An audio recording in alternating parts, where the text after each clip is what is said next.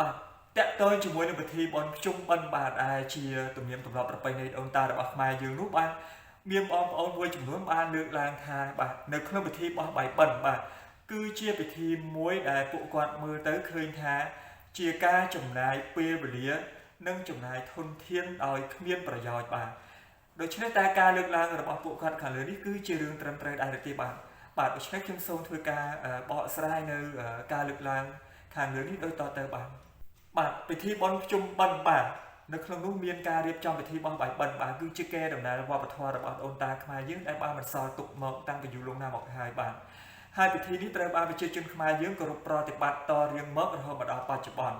បាទក៏ប៉ុន្តែមានបងប្អូនខ្លះយល់ឃើញថាគឺជាការខ្ជះខ្ជាយ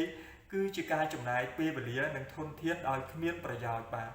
តាមការពិតទៅបាទការយល់ឃើញដូចនេះគឺជាការដែលមើលឃើញតែពីទម្រង់និងសម្បកខាងក្រៅបាទក៏ប៉ុន្តែប្រសិនបើយើងចូលដល់ជ្រៅអំពីអត្ថន័យវប្បធម៌នៅក្នុងពិធីបោះបាយបិណ្ឌនេះវិញបាទយើងអាចទាញយកបាននៅគុណតម្លៃយ៉ាងច្រើនដែលអូនតារបស់យើងបានរៀបចំធ្វើពិធីនេះឡើងបាទហើយបានផ្ដល់នូវផលល្អបាទសម្រាប់បាទសង្គមជាតិរបស់យើងវិញបាទទាំងផ្នែកអាណាចក្រនិងពុទ្ធចក្របាទជិះខ្ញុំសូមលើកយកអំពីសារៈប្រយោជន៍បាទក៏ដូចជាគុណតម្លៃនៃការប្រារព្ធធ្វើពិធីបោះបាយបិណ្ឌនេះយកមកធ្វើការបង្ហាញដូចតទៅបាទពិធីបុណ្យភ្ជុំបិណ្ឌបាទហើយក្នុងនោះមានការរៀបចំពិធីបោះបាយបិណ្ឌផងដែរនោះបាទគឺបានផ្សារភ្ជាប់គ្នាយ៉ាងស្អិតរមួតរវាងជំនឿហើយនិងសាសនា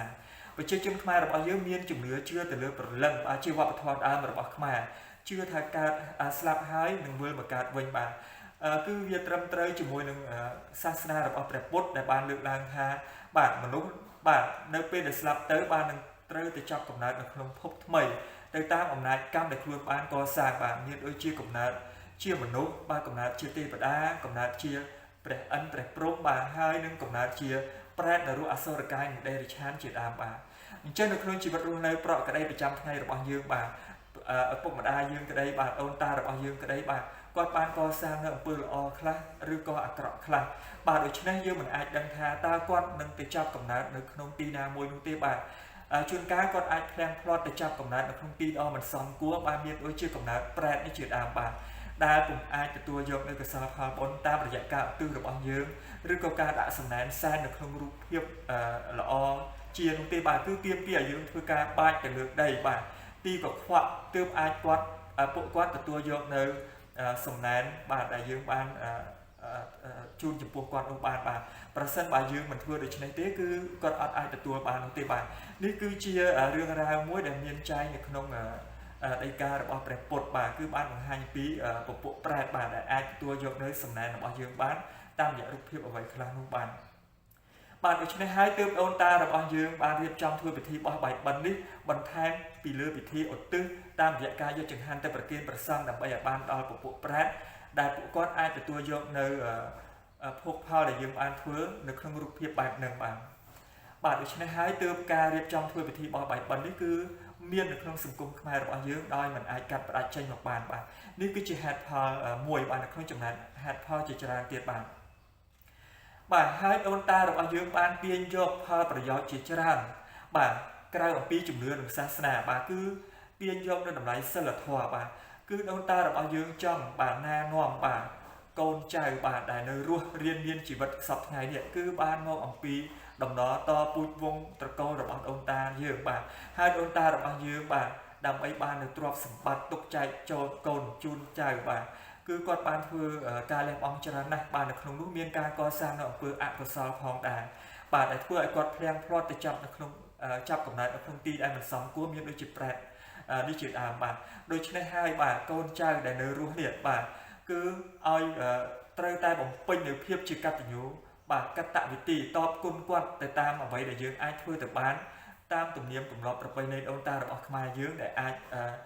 ជួយគាត់បានបាទដូច្នេះការដែលបណ្ដោះនៅតម្លៃសិលធម៌ការដឹងគុណតបគុណចំពោះពួកគាត់វិញគឺជារឿងដែលកូនចៅនៅរស់គឺត្រូវគិតឲ្យពួកគាត់ពីព្រោះអ្វីដែលយើងមានសប្តាហ៍ថ្ងៃនេះគឺជាសមិទ្ធផលនៃការប្រឹងប្រែងរបស់ពួកគាត់តចំនួនមកហើយបាទហើយទង្វើដែលយើងបានធ្វើនេះវាកើតជាកុសលផលបុណ្យនៅក្នុងចិត្តរបស់យើងធ្វើឲ្យចិត្តយើងរីករាយសប្បាយជ្រះថ្លាបាទមិនតែប៉ុណ្ណោះវាជាសកម្មភាពគំរូឲ្យកូនចៅចំនួនក្រោយទៀតបាទដែលពួកគាត់មើលឃើញអំពី គុណធម៌សិលធម៌របស់យើងនៅក្នុងការដែលយើងចេះគោរពបាទដឹងគុណតបគុណចំពោះបុព្វការីគុណបុព្វការីជនដែលបានចែកឋានផុតទៅបាទទោះបីជាពួកលោកចែកឋានផុតទៅមែនក៏ប៉ុន្តែយើងនៅតែមានសេចក្តីនឹករលឹកនឹងការដឹងគុណចំពោះពួកគាត់បាទនេះគឺជាគំរូល្អបាទហើយវាធ្វើឲ្យទឹកចិត្តរបស់យើងសប្បាយរីករាយជ្រះថ្លាជាមួយនឹងទង្វើជាកុសលរបស់យើងបាទបន្ថែមពីលើចំណុចនេះទៅទៀតនោះគឺដូនតារបស់យើងបានប្រារព្ធធ្វើពិធីបោះបាយបិណ្ឌនេះឡើងគឺជាការចូលរួមចំណែកនៅក្នុងការកសាងសេដ្ឋកិច្ចជាតិមួយយ៉ាងច្រើនបាទ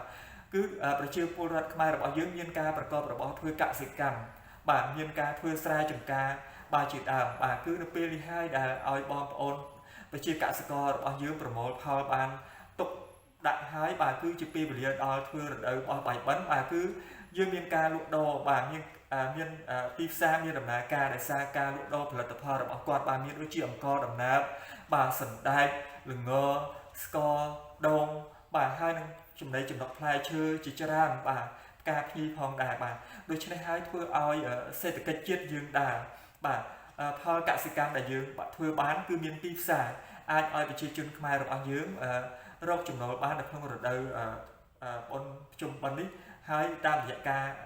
លក់ដូរពីផលិតផលដែលតេតទៅជាមួយនឹងការធ្វើបាយបិណ្ឌនេះផងដែរបាទហើយអ្វីដែលជាការចាប់អារម្មណ៍នោះផងដែរបាទគឺនៅពេលដែលពួកគាត់រៀបចំធ្វើពិធីបោះបាយបិណ្ឌនេះទៅបាទគឺជាពេលវេលាមួយបាទជាការអប់រំចិត្តដ៏ប្រសើរបំផុតបាទនៅក្នុងកម្មវិធីបោះបាយបិណ្ឌគេមានព្រះសង្ឃបាទសូត្រនៅបរាភវសូត្របាទដែលបានបង្ហាញអំពីវិន័យទាំង12ប្រការអញ្ចឹងពុទ្ធបរិស័ទបាទមានទាំងក្មេងចាស់បាទយុវជនយុវនារីកុមារាកុមារីបាទនៅពេលដែលមកបោះបាយបិណ្ឌត្រូវបានស្ដាប់បាទនៅវិន័យទាំង12ប្រការនេះបាទអញ្ចឹងការត្រង់ត្រាប់ស្ដាប់ការសម្រួមកាយឥន្ទ្រីបាទដើម្បីទទួលយកនៅការណែនាំតាមរយៈការសូត្រនៅបរាភវសូត្រនេះបាទគឺ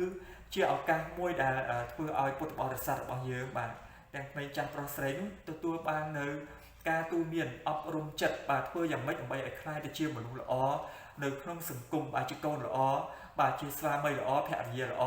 និងជាមនុស្សល្អនៅក្នុងសង្គមបាទហើយបញ្ជាបាននៅរឿងរ៉ាវអកុសលផងទាំងពួងបាទអញ្ចឹងពេលវេលានេះគឺជាការអប់រំចិត្តមួយបាទសម្រាប់ពុទ្ធបរិស័ទរបស់យើងនៅក្នុងការបញ្ចូលរួមហើយកាលណាដែលយើងមានទឹកចិត្តបាទល្អបាទជំរុះចោលនៅរឿងរ៉ាវសៅហ្មងអកុសលដើម្បីជៀសឲ្យផុតអំពីវិន័យទាំង12ប្រការនេះទៅបាទវាធ្វើឲ្យមនុស្សនោះខ្លាចទៅជាមនុស្សល្អបាទកាលណានៅក្នុងសង្គមរបស់យើងសម្បូរទៅដោយមនុស្សល្អបាទសុខសន្តិភាពក៏កើតមានឡើងដែរពីព្រោះមនុស្សខ្លាចបាប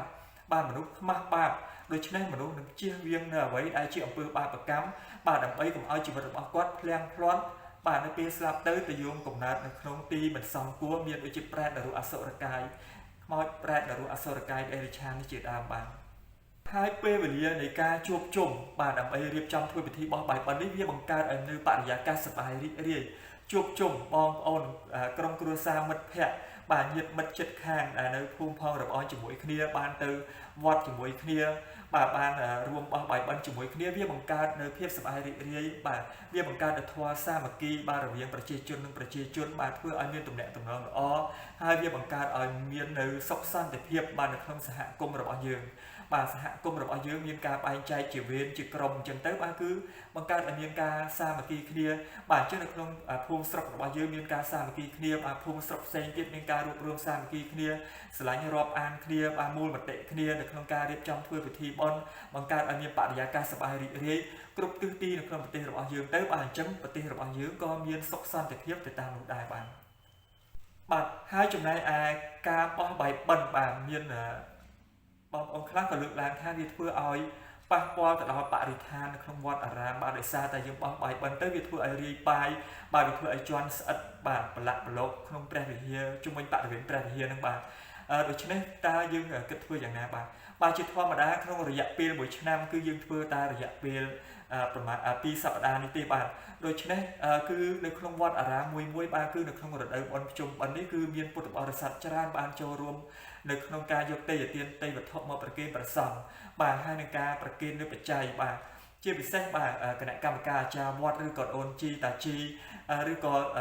បាទជនទុរគតបាទ ក្រីក្រកំសត់អត់ឃ្លានណាថាអីហ្នឹងដែលយកវត្តអារាមធ្វើជាទីជំរកហ្នឹងបាទគឺ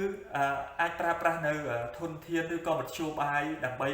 ចាត់ចែងរឿងហ្នឹងបានបាទពីព្រោះយើងក្នុងមួយឆ្នាំមិនមែនយើងបោះតែរហូតទេបាទដូច្នេះពេលវេលារយៈពេល14ថ្ងៃនេះបាទគឺ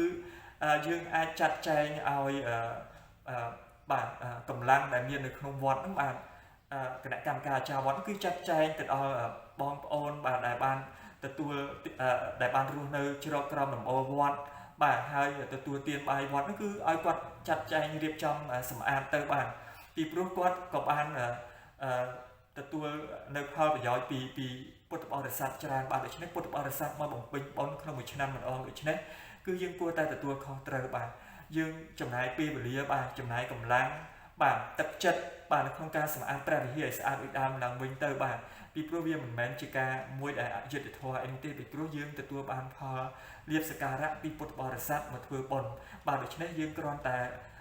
ចំណាយកម្លាំងចំណាយទឹកចិត្តនៅក្នុងការរៀបចំការសម្រួលបរិស្ថានវត្តឲ្យល្អប្រសើរឡើងវិញគឺជារឿងគួរគប្បីបាទដូច្នេះវាបានចូលរួមចំណែកសំខាន់បាទនៅក្នុងការដែលធ្វើឲ្យប្រជាពលរដ្ឋរបស់យើងមានទឹកចិត្តជ្រះថ្លានៅក្នុងការចូលមកធ្វើបុណ្យបន្តទៅទៀតបាទហើយអ្វីដែលសំខាន់បំផុតនោះគឺការដែលយើងនៅតែបន្តរៀបចំធ្វើពិធីបោះបាយបិណ្ឌនេះគឺជាការចូលរួមចំណែកយ៉ាងសំខាន់បំផុតបាទនៅក្នុងការទ្រទ្រង់នៅអត្តសញ្ញាណជាតិរបស់យើងបាទទៅទ្រទ្រង់នៅវប្បធម៌ជាតិរបស់យើងដែលបន្សល់ទុកមកពីគេដូនតារបស់យើងបាទអញ្ចឹងបាទដូនតារបស់យើងបង្កើតកម្មវិធីមួយមកបាទវាមិនមែនត្រឹមតែជាការផ្សារភ្ជាប់ជាមួយនឹងលក្ខណៈជំនឿអរូបីជាមួយសាសនាសិលធម៌នោះទេបាទក៏ប៉ុន្តែវាបានបង្កប់នៅតម្លៃអប់រំបាទផ្លូវចិត្តរបស់យើងយ៉ាងច្រើនដែលជាពិសេសនេះគឺគាត់អាចទាញយកប្រយោជន៍បានអំពីការរៀបចំធ្វើពិធីបោះបាយបិណ្ឌនេះយកមកកសាងនៅប្រទេសជាតិរបស់យើងទាំងផ្នែកអាណាចក្រនិងពុទ្ធចក្របាទអញ្ចឹងកាលណាដែលយើងរៀបចំធ្វើពិធីបោះបាយបិណ្ឌនេះគឺវាមានអត្ថប្រយោជន៍បាទដោយដែលបានរៀបរាប់ខាងលើមកនេះបាទដូច្នេះបាទទស្សនៈដែលបានលើកឡើងថាការដែលរៀបចំធ្វើពិធីបោះបាយបិណ្ឌគឺជាការខ្ជះខ្ជាយពេលវេលាបាទគឺជាការចំណាយធនធានដែលអត់ប្រយោជន៍នេះបាទគឺជាការយល់ឃើញតែសម្បកខាងក្រៅបាទគឺយើងមើលទៅគឺពិតជាអញ្ចឹងមែនបាទក៏ប៉ុន្តែបើយើងចូលដល់ទីជម្រៅពីអត្តន័យវប្បធម៌ដែលបានបង្កប់នៅក្នុងពិធីបុណ្យរបស់ដូនតាយើងនោះបាទគឺយើងនឹងទាញយកបានពីសារៈប្រយោជន៍យ៉ាងច្រើននៅក្នុងពិធីបុណ្យនេះបាទហើយវាមានតម្លៃលើសលប់ពីអ្វីដែលការបានលើកឡើងមកនេះបាទដូច្នេះការបកស្រាយជាគោលបាទដោយពុំបានលម្អិតពិស្ដារគ្រប់ចំណុចទស្សនភាពតូចច្រើនទៀតដែលមាននៅក្នុងពិធីបុណ្យបោះនៅក្នុងការបោះបាយបិណ្ឌនេះទេបាទគ្រាន់តែលើកឡើងអំពីចំណុចគោលបាទដូច្នេះបាទសូមអរគុណបាទចំពោះការចំណាយពេលវេលាតាមដានស្ដាប់នៃការបកស្រាយរបស់ខ្ញុំតាក់ទងជាមួយនឹងពិធីបោះបាយបិណ្ឌនេះបាទសូមជូនពរបាទពុកម៉ែបងប្អូនកូនក្មួយទាំងអស់បាននៅក្នុងរដូវកាលបុណ្យភ្ជុំបិណ្ឌនេះជួបប្រទះតែពុទ្ធពរទាំង4ប្រការកុំបីឃ្លៀងឃ្លាតឡើយបាទសម្រាប់ពេលនេះបាទសូមអរគុណសូមជម្រាបលាបាទ